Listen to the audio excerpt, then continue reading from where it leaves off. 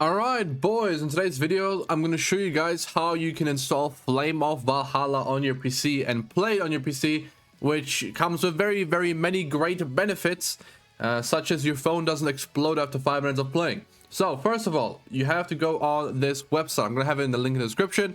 It's very vital that you go on the latest version of Bluestacks, because if you don't, chances are it won't run well, it won't work, blah blah, you won't have the right settings, which I'm going to show you the settings in a bit as well that you want to run this game. But go to the link in the description or comment section probably and download Bluestacks. First of all, obviously you need Bluestacks to play it on your PC.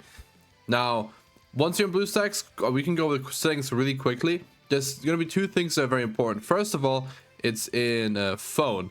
So first of all, you want to go to phone and you can choose a predefined profile and just pick one of the latest phones, because this doesn't actually change anything. But when you go to the App Store, it reads your Bluestacks as a certain phone, and if you don't have a phone that's good enough to play Flames of Valhalla, it won't actually let you download it, even though it's your PC and you can definitely play it. But this is, you know, I'm just saying this is very vital. In previous ones I've had people tell me that they can't download it and I had to explain to do this, so I'm going to do it at the start of the video this time, even though I've usually done it at the end. And then for display, you can do this however you want, to be fair. I have pixel density on medium, and then this is just, you can like change it, right? You can just make it bigger if you want. You can full screen with F11 as well. You got that. But on graphics, OpenGL and Vulkan both work. If you have a weaker CPU, I'd suggest Vulkan, but both of them have been performing the same for me. Okay, and then for this you leave it on auto, and this you can do software. I would do software decoding, because hardware doesn't work and disable obviously will not perform very well.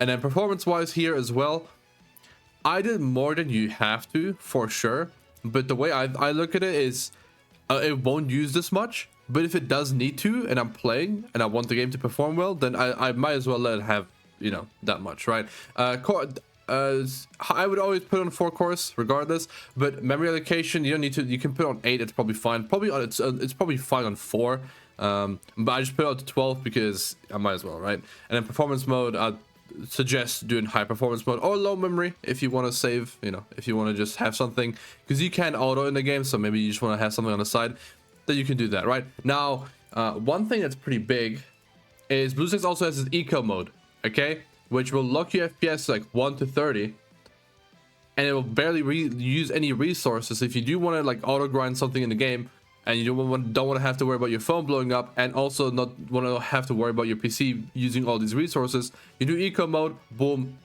it'll run, well, it'll run horribly, but it'll do the job, and you don't use any resources. So now that you have Bluestacks, you have the right settings and you know what to do, you can go to the App Center or you can go to the Play Store, right up to you. And then, or on the search bar too, you can just type in Flames of Valhalla. And as you can see right there, Flames of Valhalla, you click it, you install it, boom. You do need to sign into your Google Play account if you don't have one. You need to make one, but yeah, it takes 2 seconds. So now that you have the game, you open the game and you have to log in again because you got disconnected like I did. Okay, sick. You open the game and then it's going to ask you to log in with your guest account, your real account, whatever. I just did guest account because, you know, it's quicker. And once you hit the game, there's no settings in game as far as I'm concerned, right? But the game has a bunch of buttons, okay? Which is why, again, I think playing on phone, I think you're crazy, right? But you see my cursor right here. I'm going to leave it here and look at what I'm doing. Well, I'm walking around, I am dashing around, I am hitting, right? I'm using my skill, yoink, right? It's oh, okay. It all works without having to press a singular, like without having to actually click on any button.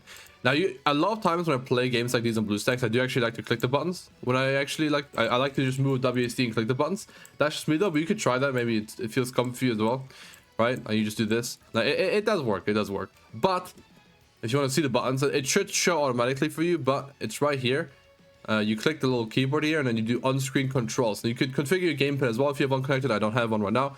We go to the controls editor, and then boom, now you see all these controls. You can do extra ones, right? You can change these, right? If you want this to be on something else, you can. If you want these to be on something else, right? If you want this on like Q, E, R, whatever, right? You can. and then just make sure to click save. I will not, because I don't want to save that. But yeah, you can move them about too if later on there's more buttons or less buttons. But Bluestacks tends to be pretty on top of the game, and just have the correct buttons already. Like the quest, where I can already just press tab. If I just want to press play auto, I can just press Z as well already. And it's I mean, just, you know, let's just run it. And yeah, the game runs well, runs super well, works super well. Bluestacks is really for these types of games. On genuinely, I feel like Bluestacks is a must, because if you play this, if you play this on your phone, you're kind of crazy. But if you watch this video, it's because you know that you'd be crazy to play this on your phone. But yeah, if you're someone that's interested in this type of game, MMO on your phone, I mean, this looks good. And again, Bluestacks, a perfect vehicle for this type of game. I am just autoing. I don't know if you know. I think I want to do the quest now. No. Oh yeah. Let me move on to the quest. But yeah, like I said, very simple. Oh, I should put it back on auto. Oh, that's my guy doing that. Okay, honestly, fire quest. But yeah, I think that's gonna be it. I don't think I have to cover much more. Hope you guys enjoyed. Hope that's helpful. If there's any more questions, I feel like there's not much more you can cover. What you can do as well, I guess, for my die-hard hardcore players out there, there's a macro manager. You can record your macro. It'll record the buttons that you press, right? So if I do control space H, control, and then J, let's say for example, and then I pause it and then I stop it, I'll have the actual macro, right? And then it'll if you play this, it'll repeat the exact same actions. If that's something you're interested in, if you want to macro something in the game, you know, go ahead. But actually, I think you have to click and you have to redo it, right? Yeah, I'd have to do it again. You have to click and record the macro. But yeah, there's no game settings as far as I'm concerned, or at least I couldn't find them. I tried to, but I mean, I was just trying to okay, you know, I was just trying to make the game look even better, to be fair. But yeah, game runs really well. Honestly, no complaints. Bluestacks, having the button configuration already set up for you is great. And yeah, that's it. Good job.